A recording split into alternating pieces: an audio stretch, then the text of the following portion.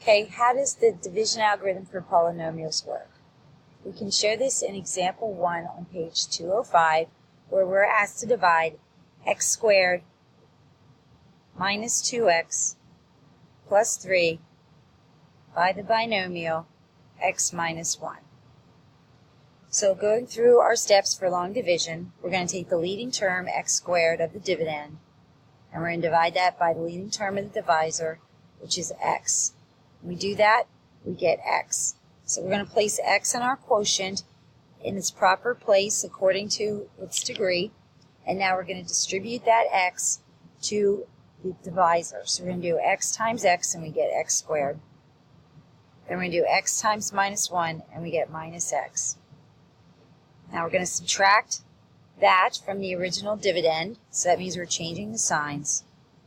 And the leading term should always cancel, and we're left with negative x plus 3. We bring the next term down.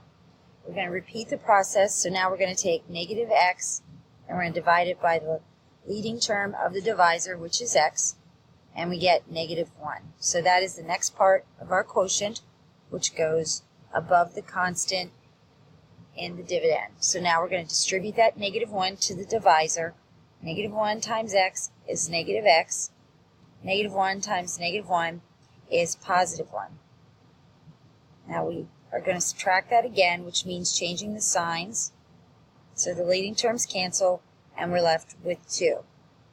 So here's how we write our answer. There are two forms. We have a polynomial form, and we also have a fraction form. So the polynomial form will look like this.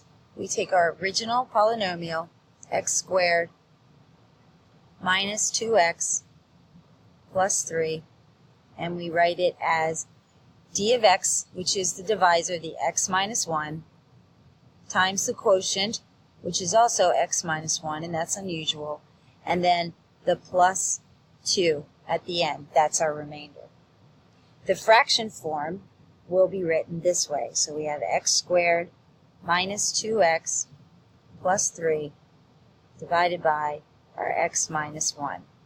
So the answer comes out this way, which shows our quotient, x minus 1, and then our remainder, which is written as a fraction, 2 divided by the divisor, which is x minus 1.